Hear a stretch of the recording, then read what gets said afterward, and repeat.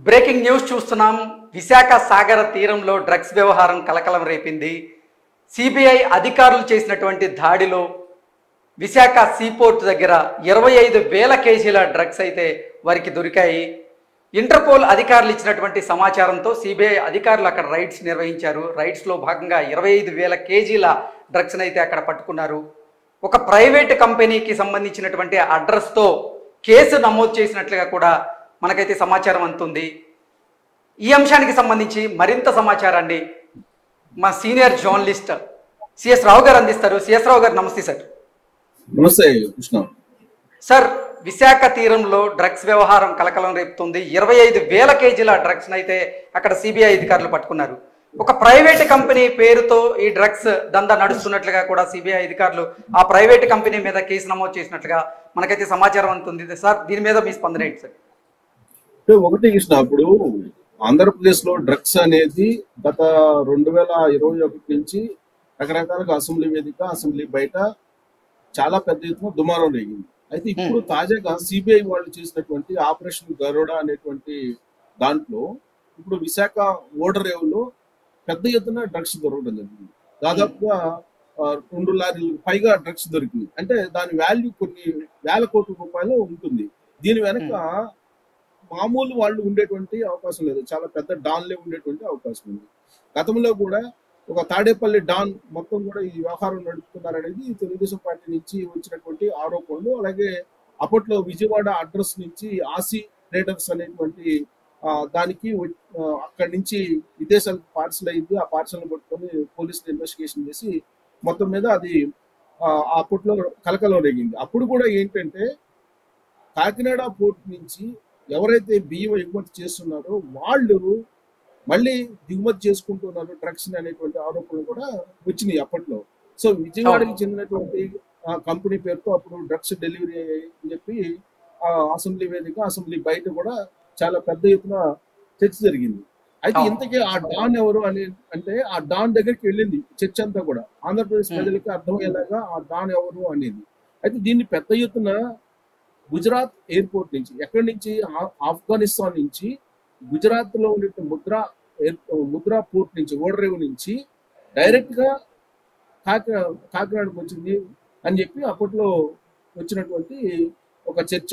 అంటే అప్పుడు జరిగినటువంటి ప్రచారం కూడా అదే. అయితే ఆ కేసుకు సంబంధించి దాదాపుగా మూలాలు వెతుకుతున్నటువంటి సమయంలో ఒక్కసారిగా ఆ కేసు మూలపడిపోయింది. దాన్ని ఆంధ్రప్రదేశ్ పోలీసులు చాలా వ్యూహాత్మకంగా క్లోజ్ చేశారని చెప్పి అప్పట్లో వాళ్ళ మీద అనుమానాలు, అపోహలు కూడా వచ్చాయి. అయినప్పటికీ డ్రగ్స్ వ్యవహారం కానీ, గంజాయి వ్యవహారం కానీ ఆంధ్రప్రదేశ్ లో పెద్ద ఎత్తున సాగుతుంది. ఆంధ్రప్రదేశ్ డ్రగ్స్, గంజాయి అడ్డగా మారిపోయింది అనేది సర్వత్రా తరచూ వినిపిస్తుంది. గంజాయికి సంబంధించిన మూలాలు కానీ, డ్రగ్స్ కి సంబంధించిన మూలాలు కానీ భారతదేశంలో ఎక్కడ తనిఖీలు చేసినా కానీ ఆంధ్రప్రదేశ్ లో బయటపడుతున్నటువంటి పరిస్థితి. ప్రత్యేకించి తెలంగాణలో ముఖ్యమంత్రిగా రేవంత్ రెడ్డి బాధ్యతలు స్వీకరించిన తర్వాత డ్రగ్స్ రహిత తెలంగాణ కావాలి అని చెప్పి ఆయన స్ట్రిక్ట్ గా ఆర్డర్ చేసి ఒక ప్రత్యేకమైనటువంటి టీంని పోలీస్ ఆఫీసర్లు చేసి ఆ తర్వాత ఎంక్వైరీలు పెట్టి ఎక్కడికక్కడ మొత్తం తనిఖీలు చేస్తూ వచ్చారు. ఆ క్రమంలో ఇటీవల కాలంలో దారంపూడి విక్రమ్ అనే ఒక అతను డ్రగ్స్ కేసులో విక్రయిస్తూ దొరికాడు. నిజామాబాద్ దగ్గర దొరికాడు. అంటే అతను వైసీపీకి సంబంధించినటువంటి నేత అని చెప్పి తర్వాత తేలింది. అయినప్పటికీ అప్పుడు అతను కేసు నుంచి తప్పించాలనే ప్రయత్నం కూడా కొంతమంది చేశారు. అయినప్పటికీ తెలంగాణ పోలీసులు స్ట్రిక్ట్ గా అతన్ని అరెస్ట్ చేసి విచారించారు. హైదరాబాద్ లో అతను ఉండేటువంటి నివాసానికి కూడా వెళ్ళి అప్పుడు విచారణ కూడా చేపట్టారు. సో ఇప్పుడు తాజాగా మనం కనుక చూస్తే పెద్ద ఎత్తున మనకి ఇప్పుడు ఈ డ్రగ్స్ అనేది బ్రెజిల్ నుంచి రావడం అనేది, అది కూడా విశాఖ పోర్టుకు రావడం అనేది ఇది కలకలం రేపేటువంటి అంశంతో పాటు ఆందోళన కలిగించేటువంటి అంశం. అంటే ఇంత పెద్ద ఎత్తున డ్రగ్స్ వస్తున్నాయి అని అంటే దీని వెనుక ఖచ్చితంగా రాజకీయ సంబంధించినటువంటి ప్రముఖులు ముందు ఉంటారు. వాళ్ళు మినహా ఇలాంటివి ఎవరు చేయలేరు అనేటువంటి ప్రాథమికంగా ఒక అభిప్రాయానికి వస్తున్నటువంటి వాళ్ళు చాలా మంది ఉన్నారు. సో అసలు ఈ డ్రగ్స్ వ్యవహారంలో వైసీపీ నేతల హస్తం ఉంది. వైసీపీ నేతల హస్తంతోనే అంత పెద్ద మొత్తంలో డ్రగ్స్ విశాఖ తీరానికి చేరుకున్నాయంటూ కూడా కొన్ని వార్తలు అయితే బయటకు వస్తున్నాయి. ఆ వార్తల్లో వాస్తవం ఉందంటారా? 25,000 కేజీల డ్రగ్స్ విశాఖ తీరంలో దొరకడం అనేది అది పెద్ద అంటే పెద్ద మొత్తంలో డ్రగ్స్ దొరకడం ఇదే ఆంధ్రప్రదేశ్లో మొదటిసారి. ఇంత పెద్ద మొత్తంలో అసలు వైఎస్ఆర్సీపీ నేతలకు సంబంధం లేకుండా లేదా ప్రభుత్వ పెద్దలకి సంబంధం లేకుండా ఇంత పెద్ద మొత్తంలో డ్రగ్స్ దొరికే అవకాశం ఉందా అంటే ఏం చెప్తారు? ఇప్పుడు ఎవరు ఏంటనేది మనం గెస్ చేయలేము కానీ, బట్ ప్రాథమికంగా అయితే ఒక నిర్ణయానికి రావచ్చు. డెఫినెట్ గా రాజకీయానికి సంబంధించినటువంటి ప్రముఖులు, రాజకీయానికి సంబంధించినటువంటి కీలకమైనటువంటి లీడర్లు లేకుండా ఇంత పెద్ద ఎత్తున దందా అయితే సాగదు. అదుట్లో ప్రజల నుంచి డైరెక్ట్ గా విశాఖ పోర్టుకి రావడం అని అంటే అది ఒక డాన్లు చేసేటువంటి పని.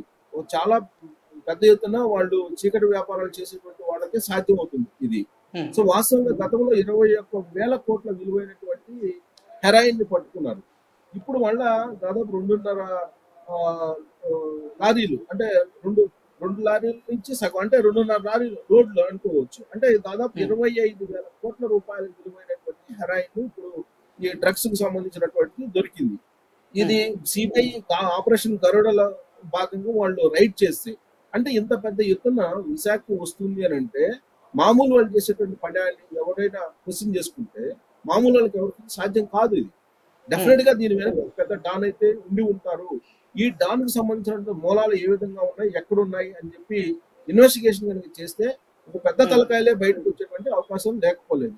ఇప్పుడు మనం చూస్తున్నటువంటి బ్రేకింగ్ న్యూస్ బట్టి చూస్తుంటే కనుక ఇది డెఫినెట్ గా బాంబేకి సంబంధించినటువంటి డాన్లు తరహాలో ఈ తెలుగు రాష్ట్రాల్లో ఒక మాఫియాని నడిపేటువంటి లీడర్లు, లేదంటే రౌడీలని, గూండాలని పెంచి పోషించేటువంటి లీడర్లు చేసేటువంటి పనిగా మనం దీన్ని తీసుకోవాలి. ఆషామాషా లీడర్లు అయితే ఇది నడపలేరు. ఇంత పెద్ద స్థాయిలో డ్రగ్స్ ని, ప్రత్యేకించి హెరాయిన్ ని తీసుకురాలేరు. సో సిబిఐ టేకప్ చేసింది కాబట్టి ఖచ్చితంగా దీని మీద ఒక కంక్లూజన్ వస్తుంది. ఇంటర్పోల్ సమాచారంతో సిబిఐ ఈ మొత్తం ఆపరేషన్ గరుడలో భాగంగా ఈ డ్రగ్స్ ని సీజ్ చేయడం జరిగింది. సో విశాఖలో ఉండేటువంటి ఒక ప్రైవేట్ కంపెనీ పేరుతోటి డెలివరీ అడ్రస్ కూడా ఉంది. గతంలో కూడా విజయవాడలో ఉండేటువంటి అసీ ట్రేడర్స్ అనే కంపెనీ అడ్రస్ తోటి ఇది మొత్తం జరిగింది గతంలో. ఇప్పుడు మళ్ళీ విశాఖలో ఉండేటువంటి ప్రైవేట్ కంపెనీ పేరుతోటి ఈ డ్రగ్స్ వ్యవహారం నడిచింది కాబట్టి డెఫినెట్ గా దీని వెనక పెద్ద డాన్లే ఉండి ఉంటారు అనేది డెఫినెట్ గా చెప్పొచ్చు. గతంలో ఎప్పుడూ లేని విధంగా ఆంధ్రప్రదేశ్ లో పెద్ద ఎత్తున హెరాయిన్, అలాగే డ్రగ్స్, మత్తు పదార్థాలు బయటపడటం అనేది 25,000 కోట్ల రూపాయలు పైగా విలువైనటువంటి ఈ డ్రగ్స్ వ్యవహారం ఆషామాషి వ్యవహారం అయితే కాదు ఇది. ప్లస్ ఇది అంతర్జాతీయ ఇంటర్పోల్ ఇచ్చారు కాబట్టి ఇంటర్పోల్ లో భాగంగా ఆపరేషన్ గరుడలో భాగంగా సిబిఐ ఇది టేకప్ చేసింది. కాబట్టి సిబిఐ టేకప్ చేసింది కాబట్టి దీని వెనుకున్నటువంటి పెద్దలు ఎవరు అనేది డెఫినెట్ గా బయటపడేటువంటి అవకాశం ఉందని చెప్పి మనం భావించడానికి అవకాశం ఉంది. కానీ అంత పెద్ద ఎత్తున మాఫియా నడిపేటువంటి లీడర్ ఎవరు అయి ఉంటారు అనేది ప్రశ్నించుకుంటే ఆంధ్రప్రదేశ్ ప్రజలకి పెద్దగా కష్టపడకుండా తెలిసిపోతుంది. అంత పెద్ద కష్టపడాల్సిన అవసరం లేదు. గతంలో కూడా ఆఫ్ఘనిస్తాన్ నుంచి డైరెక్ట్ గా ముద్రా పోర్టుకు వచ్చింది. ముద్రా పోర్ట్ నుంచి అది కాకినాడ పోర్ట్ నుంచి విజయవాడకి వచ్చింది.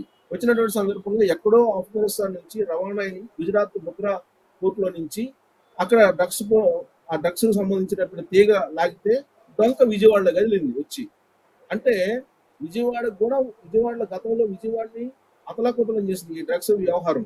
సో ఆ సందర్భంగా ఆ ఎపిసోడ్ లో ఏంటంటే కాకినాడ పోర్టు తెర మీదకి వచ్చింది. అప్పట్లో కాకినాడ పోర్టు అనేది తెర మీదకి వచ్చింది. సముద్రపు డాన్ ఎవరైతే ఉన్నారో ఈ సముద్రపు డానే ఇదంతా చేస్తున్నారు అని చెప్పి అప్పట్లో అసెంబ్లీ బయట వచ్చినటువంటి పేరు. సో ఆ సముద్రపు డాన్ ఎవరు అనేది మనం ఇప్పుడు ప్రస్తావించాల్సిన అవసరం లేదు. అసెంబ్లీలో గత రికార్డులు కనుక పరిశీలిస్తే ఈ సముద్రపు డాన్ ఎవరు, ఈ సముద్రపు డాను పేరు ఎందుకు వచ్చింది, ఈ సముద్రపు డానికి సంబంధించిన కొన్ని ఆధారాలను కూడా అప్పుడు తెలుగుదేశం పార్టీ బయట పెట్టడం జరిగింది. సో చాలా ఇంట్రెస్టింగ్ గా ఏపీ డ్రగ్స్ వ్యవహారం అప్పట్లో నడిచింది. తాలిబాన్ టు తాడేపల్లి అనేటువంటి టైటిల్స్ తోటి చాలా ఆర్టికల్స్ కూడా రావడం జరిగింది అప్పుడు. సో అసలు ఈ డ్రగ్స్ దందాకి అసలు ఎవరు బిగ్ బాస్ ఎవరు అనేది కూడా చాలా ఆర్టికల్స్ రావడం జరిగింది. ఈ డ్రగ్స్ ఎపిసోడ్ మొత్తము అప్పట్లో బాగా హైలైట్ అయింది. అంటే అసలు దగ్గరికి వెళ్ళిపోయింది. ఆల్మోస్ట్ ఇన్వెస్టిగేషన్ సంస్థలు చెప్పకుండానే ఇన్వెస్టిగేషన్ చేయాల్సిన అవసరం లేకుండానే ప్రజాక్షేత్రంలో ఈ డ్రగ్స్ డాన్ ఎవరు, సముద్రపు డాన్ ఎవరు, బిగ్ బాస్ ఎవరు అనేది ఆల్మోస్ట్ అందరికీ తెలిసిపోయింది. అక్కడ ప్రజాక్షేత్రంలో అయితే తెలిసిపోయింది. అప్పట్లో 21,000 కోట్ల విలువైనటువంటి హెరాయిన్ పట్టుకోవడం జరిగింది. సో దీన్ని ఎవరు తరలించారు అనేది కూడా బయటపడింది. కొంచెం ఇన్వెస్టిగేషన్ చేశారు పోలీసులు, కానీ అంతకన్నా ముందుకెళ్ళలేకపోయారు. అప్పట్లో అసీ ట్రేడింగ్ కంపెనీ పేరుతోటి ఈ మాచవరపు సుధాకర్ ద్వారా ఇది జరిగింది అని చెప్పేసి అప్పట్లో పోలీసులు వెలికి తీశారు. ఆ తర్వాత ఏమైందో, ఆ కేసు ఏమైందో కూడా తెలియదు. సో ముద్రా పోర్టులో డ్రగ్స్ స్వాధీనం అనంతరం కేంద్ర సంస్థలు ఏం చేసినాయి అంటే అప్పుడు తనిఖీలు చేపట్టాయి. ఢిల్లీ, నోయిడా, అలాగే చెన్నై, కోయంబత్తూరు, అహ్మదాబాదు, గాంధీధామ్, మాండ్వి, అలాగే విజయవాడ ఇట్లా తనిఖీలు చేపట్టినటువంటి సందర్భం మనం చూసాం అప్పట్లో. సో అప్పుడు కన్సైన్మెంట్ రవాణాకు ఇంపోర్టు ఎక్స్పోర్ట్ కోడ్ అందించి లైసెన్స్ హోల్డర్ ఈ మాచవరపు సుధాకర్. ఎవరంటే ఇతను ఎక్స్పోర్ట్ అలాగే ఇంపోర్ట్ కి సంబంధించిన లైసెన్స్ హోల్డర్ ఇతను మాధవరపు సుధాకర్. ఆయన భార్యను కూడా అప్పుడు అరెస్ట్ చేశారు. అయితే ఇంత పెద్ద డ్రగ్స్ సంబంధించినటువంటి రాకెట్ లింకులు కాకినాడ పోర్టు వైపు అప్పట్లో నడిచాయి. అయితే దీని సరఫరాకి కాకినాడతో లింక్ ఉంది అని చెప్పి అప్పుడు భావించారు. ఆ క్రమంలోనే ఇన్వెస్టిగేషన్ చేస్తున్నటువంటి క్రమంలోనే సముద్రపు డాన్ గా పేరున్నటువంటి మహమ్మద్ షేక్ అలీషా పేరు తెర మీదకి వచ్చింది.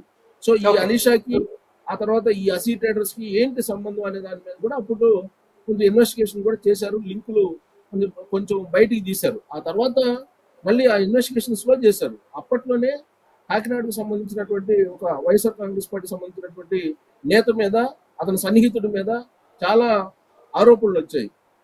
అసలు ఈ మహమ్మద్ షేక్ అలీషా సముద్రపు డాన్ ఎవరు, ఎలా ఎదిగాడు, 1,000 కోట్ల ఇంటర్నేషనల్ డ్రగ్స్ బిజినెస్ చేసేంత నెట్వర్క్ ఎలా సంపాదించారు, అతనికి అసలు ఎవరు ఫండింగ్ చేస్తున్నారు, అతని వెనక ఎవరున్నారు, ఈ ఆలీషాకి వైసీపీ నేతలకు కొంతమందికి ఉన్నటువంటి సంబంధం ఏంది, మాచవరపు సుధాకర్ కు అతనికి ఉన్నటువంటి లింక్ ఏంటి, ఇలా ఆసక్తికరమైనటువంటి ఒక చర్చ అప్పట్లో జరిగింది. అయితే ఆలీషాకు చెందినటువంటి శాండ్ మెరైన్ అనే కంపెనీలో ఈ మాచవరపు సుధాకర్ అనే అతను గతంలో పనిచేశాడు.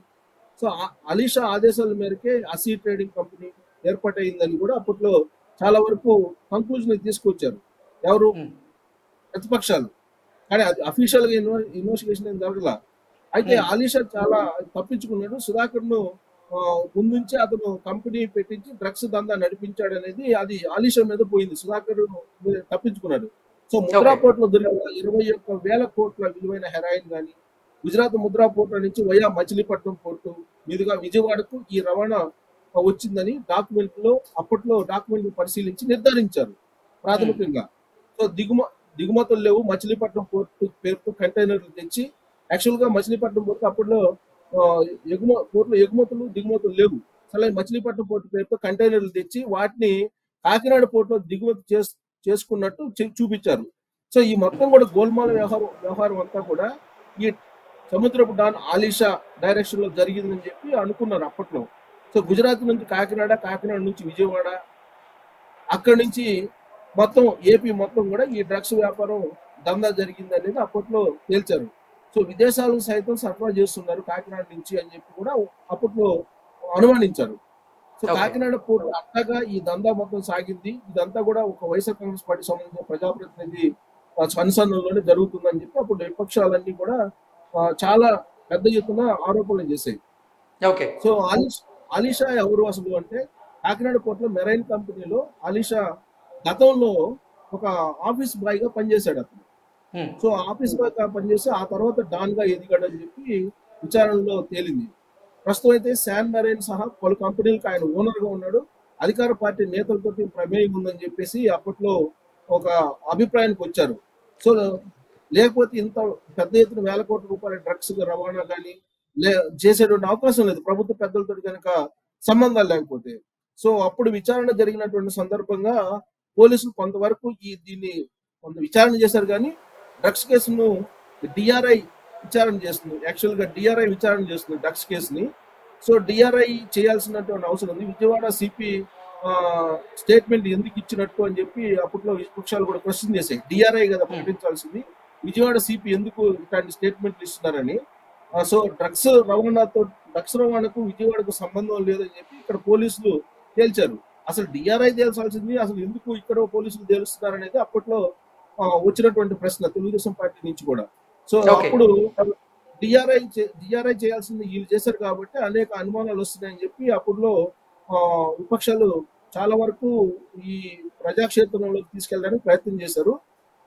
సో ఈ అసీ ట్రేడింగ్ వ్యవహారం ద్వారా సుధాకర్ పాత్ర, డ్రగ్స్ దందాకు సంబంధించిన వైసీపీ కొంతమంది లీడర్ల యొక్క వ్యవహారం, అలాగే మచిలీపట్నం పోర్టు పేరుతోటి కాకినాడ పోర్టు లో ఈ ట్రాన్స్పోర్ట్ మొత్తం జరిగినట్టు పేపర్లు చూడటం, ఇవన్నీ కూడా డిఆర్ఐ విచారణ చేసింది. కేంద్ర సంస్థలకు ఏపీ పోలీసులు సహకరించాలంటే అప్పుడు సహకరించాల పెద్దగా.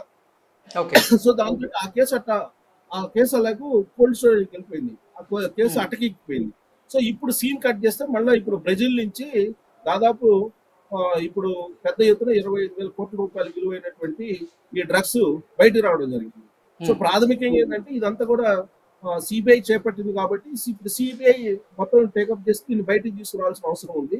అయితే ఒకటేంటంటే గత చరిత్రను కనుక తీసుకుంటే డ్రగ్స్ సరఫరా కానీ, డ్రగ్స్ సంబంధించిన పంపిణీ కానీ, డ్రగ్స్ దందా కానీ, ఈ సముద్ర డాన్లతోటి పరిచయాలు ఉన్నటువంటి వాళ్ళు కానీ వైఎస్ఆర్ కాంగ్రెస్ పార్టీ ఉన్నటువంటి కొంతమందికి సంబంధాలు ఉన్నాయి అనేది అప్పట్లో డిఆర్ఐ కానీ లేదంటే ఇతర దర్యాప్తు సంస్థలు అనుమానించాయి.